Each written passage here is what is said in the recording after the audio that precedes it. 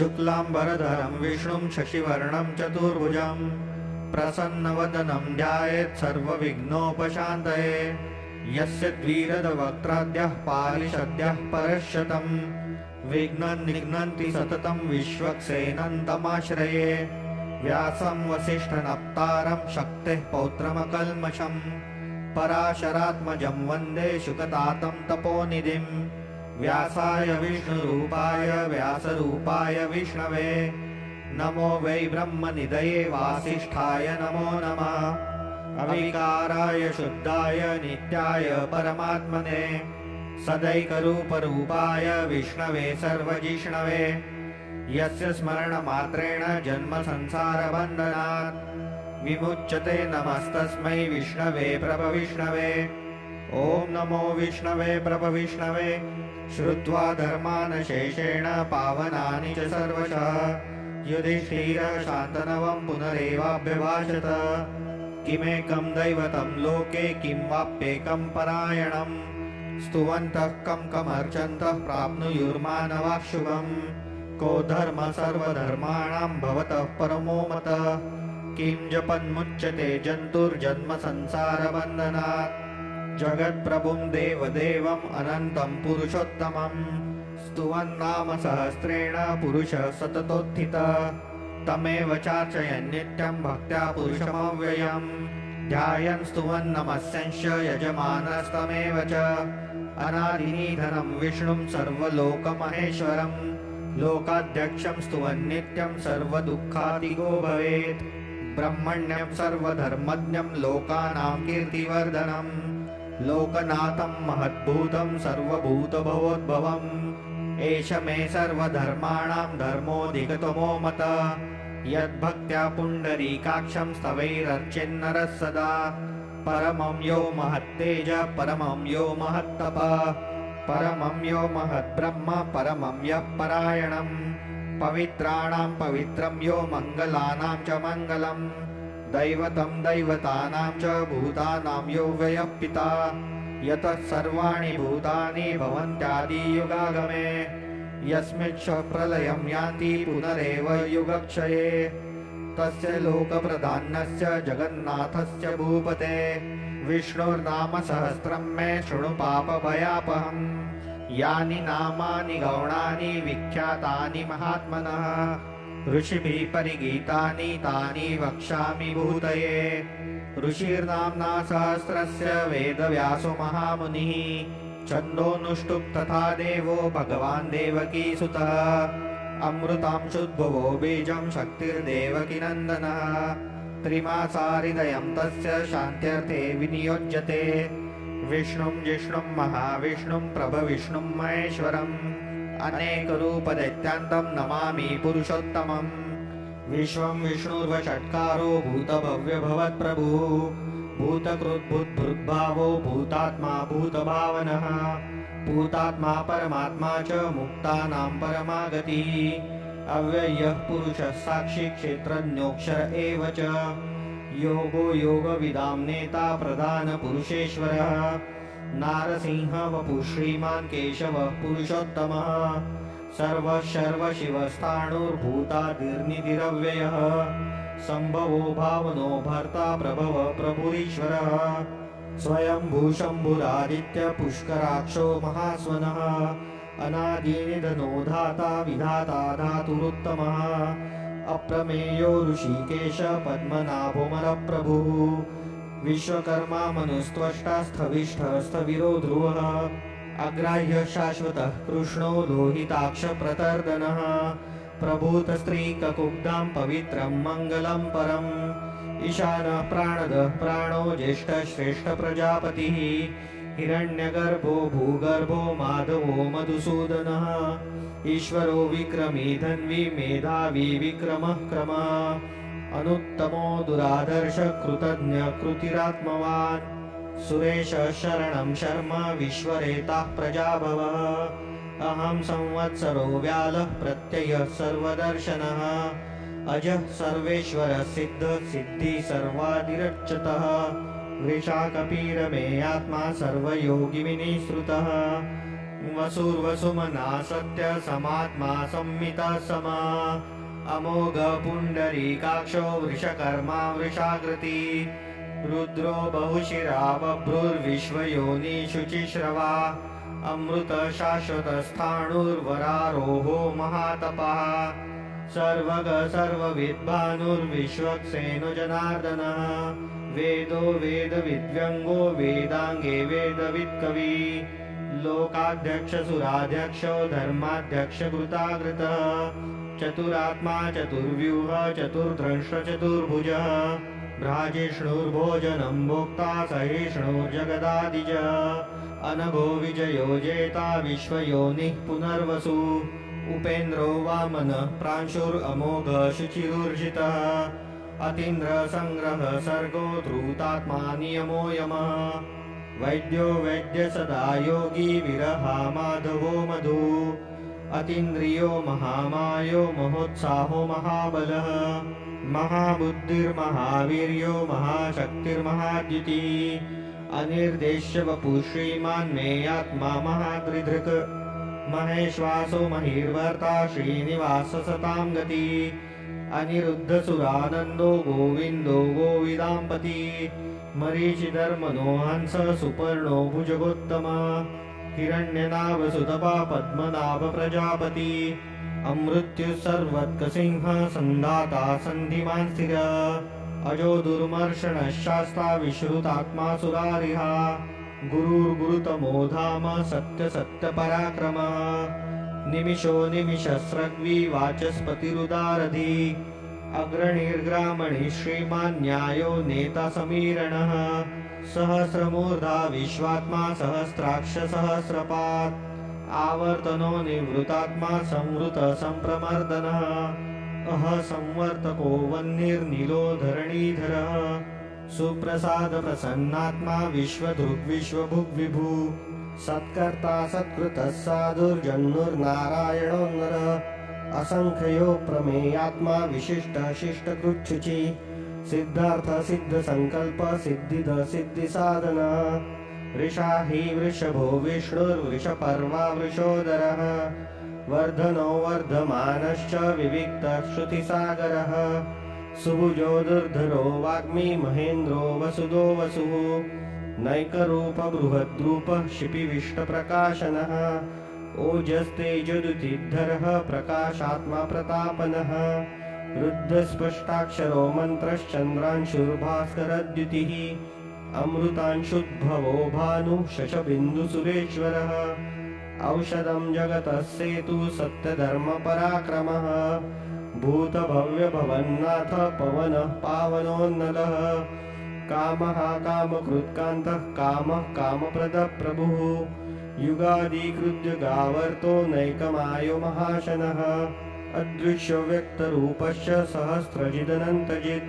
इष्टो विशिष्टशिष्टेष्ट शिखण्डी नहुषो वृषः क्रोधः क्रोधकृत्कर्ता विश्वबाहुर्महीधरः अच्युतः प्रथितः प्राणदो वासवानुजः अपां निधिरधिष्ठानं प्रमत्तः प्रतिष्ठितः स्कन्दधरो धूर्यो वरदो वायुवाहनः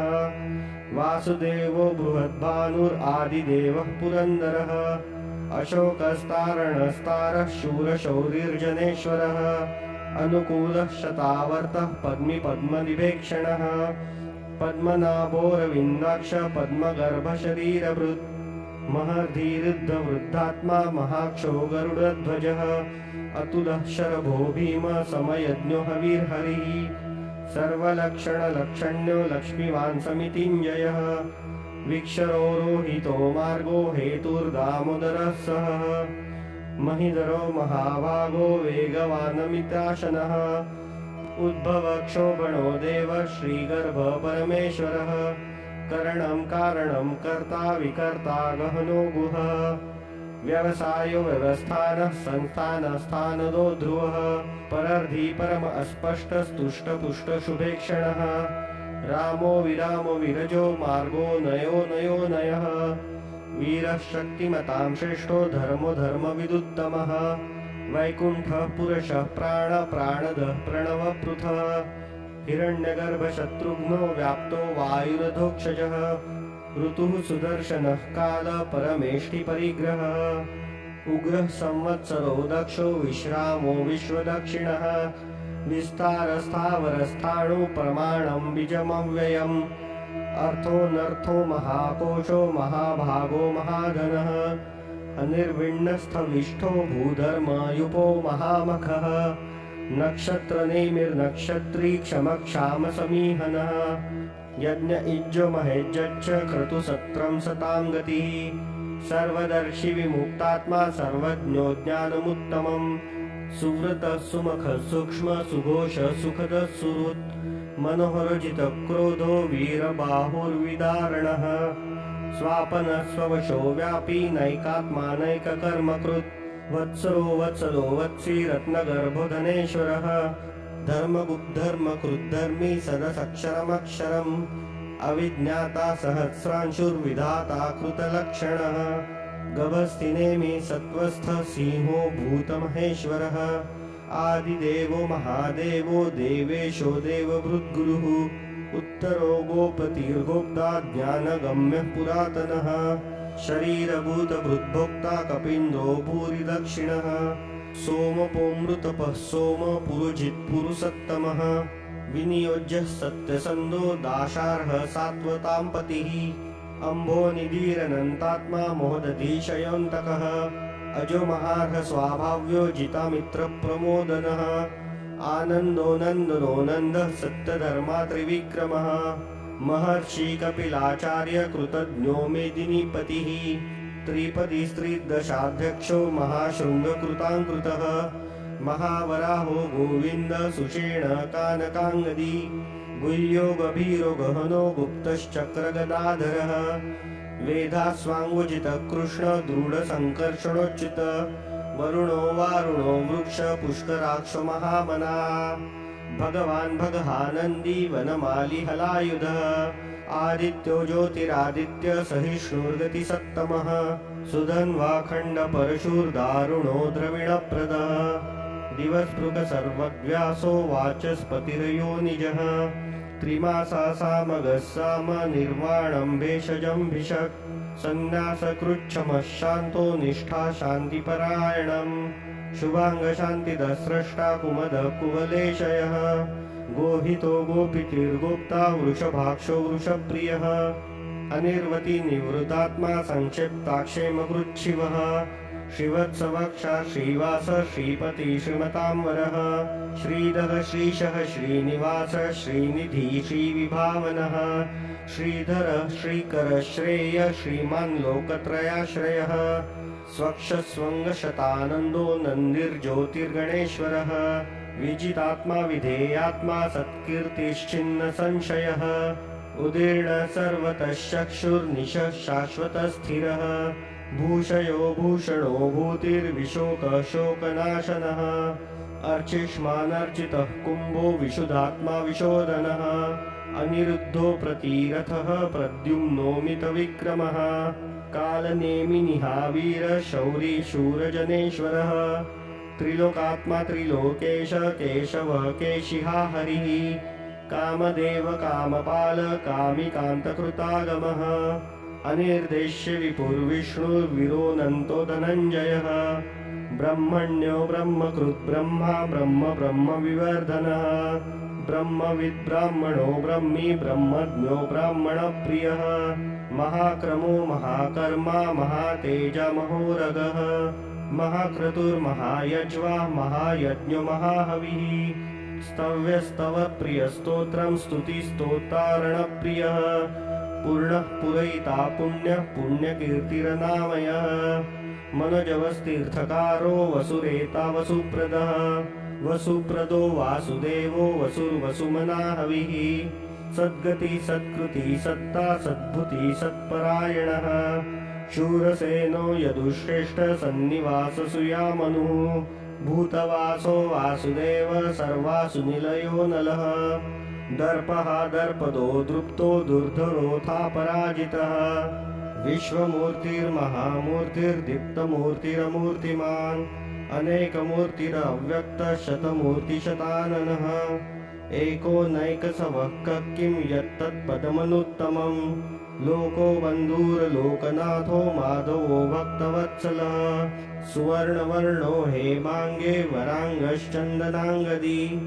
वीरहा विषमः शून्यो घृताशीरचलश्चलः अमानी मानदो मान्यो लोकस्वामी त्रिलोकधृक् सुमेधा मेधजो धन्य सत्यमेधाधराधरः तेजो रुषोद्यतिधरः सर्वशस्त्रभृतांवरः प्रग्रहो निग्रहो व्यग्रो नैकशृङ्गो गदाग्रजः चतुर्मूर्तिश्चतुर्बाहुश्चतुर्व्यूहश्चतुर्गतिः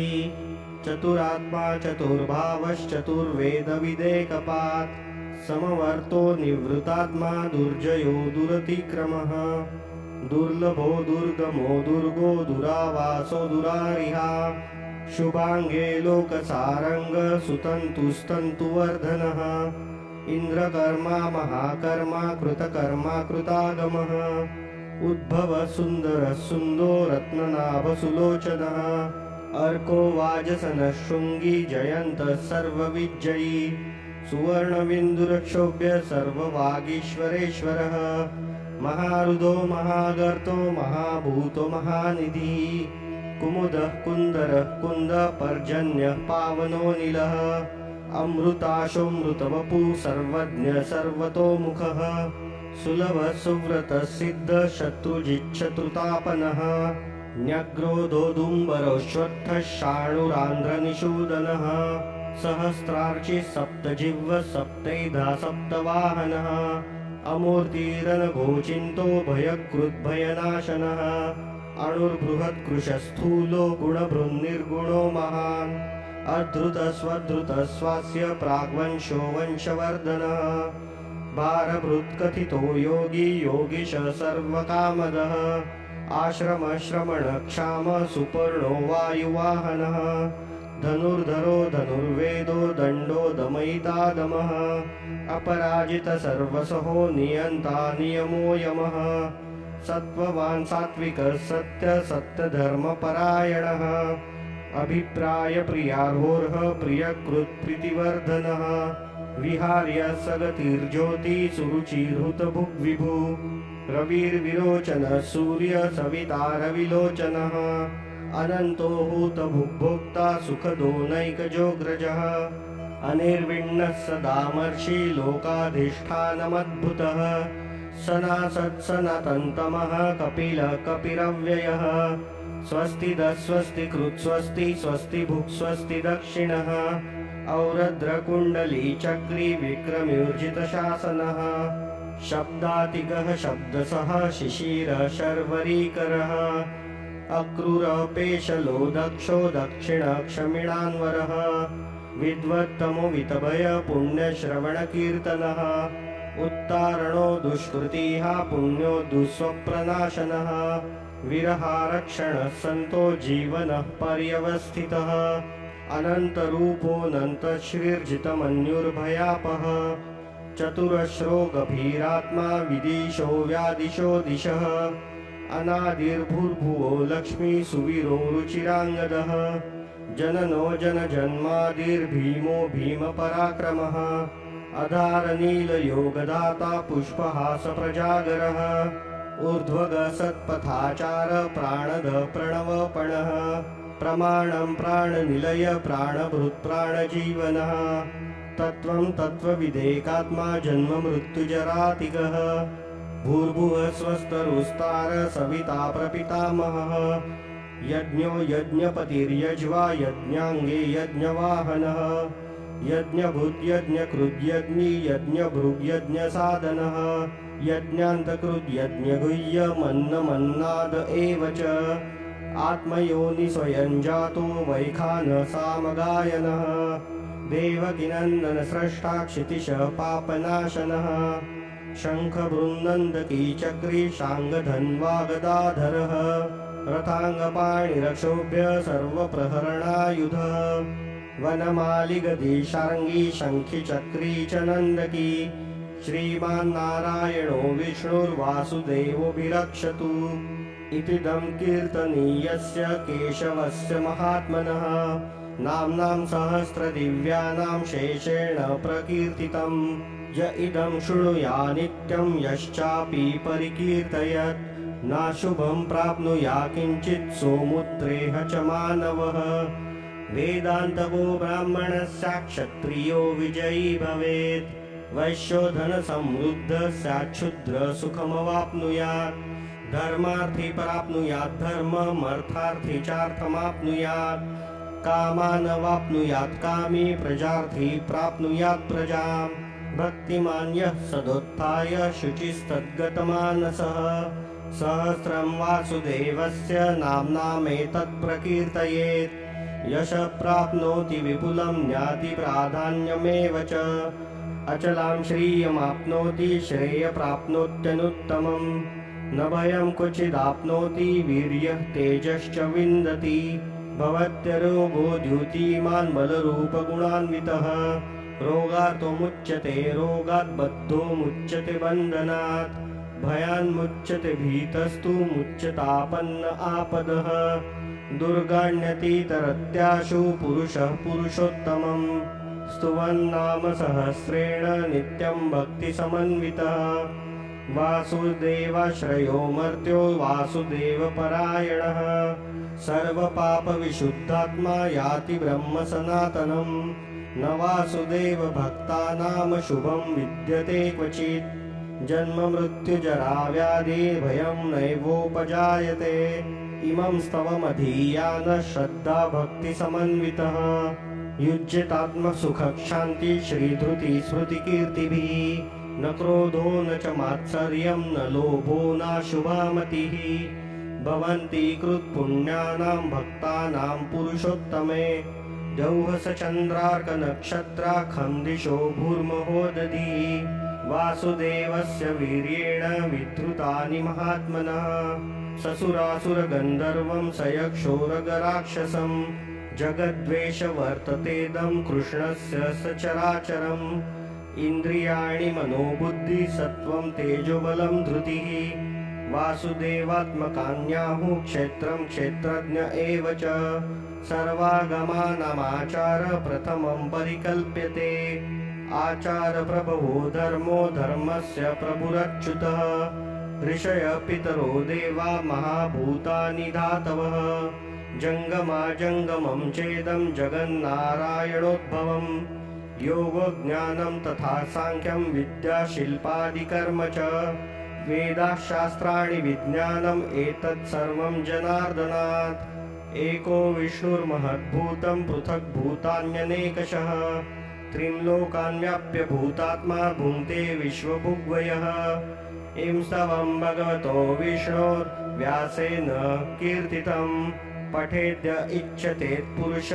श्रेय प्राप्तुं सुखानि च विश्वेश्वरमजं देवं जगत्प्रभुमव्ययम् भजन्ति ये पुष्कराक्षं न ते यान्ति पराभवम् पद्मपत्र विशालाक्ष पद्मनाभसुरोत्तम भक्तानामनुरक्तानां त्राता भव जनार्दन यो मां नाम सहस्रेण स्तोतुमिच्छति पाण्डव सोऽहमेकेन श्लोकेन स्तुत एव न संशयः वासानाद्वासुदेवस्य वासितं भुवनत्रयम् सर्वभूतनिवासोऽसि वासुदेव नमोऽस्तुते केनोपायेन लघुना विष्णोर्नाम सहस्रकम् पठ्यते पण्डितैर्नित्यं श्रोतुमिच्छाम्यहं प्रभो श्रीराम राम रामेति रमे रामे मनोरमे सहस्रनाम तत्तुल्यं राम नाम वरानने नमोऽस्त्वनन्ताय सहस्रमूर्तये सहस्रपादाक्षिशिरोरुबाहवे सहस्रनाम्ने पुरुषाय शाश्वते सहस्रकोटियुगधारिणे नमः यत्र योगेश्वरो कृष्णो यत्र पार्थो धनुर्धरः तत्र श्रीर्विजयो भूतिर्ध्रुवा नीतिर्मतिर्मम अनन्याश्चिन्तयन्तो मां ये जना पर्युपासते तेषां नित्याभियुक्तानां योगक्षेमं वहाम्यहम् परित्राणाय साधूनां विनाशाय च दुष्कृतां धर्म संस्थापनार्थाय संभवामि युगे युगे आर्ता विषण्णा शिथिलाश्च भीता घोरेषु व्याधिषु वर्तमाना संकीर्त्य नारायण शब्दमात्रं विमुक्तदुःखा सुखिनो भवन्ति कायेन वाचा मनसेन्द्रियैर्वा बुद्ध्यात्मना वा प्रकृते स्वभावात् करोमि अद्य सकलं परस्मै नारायणायेति समर्पयामि। इति श्री विष्णो दिव्य सहस्रनाम स्तोत्रं संपूर्णम्।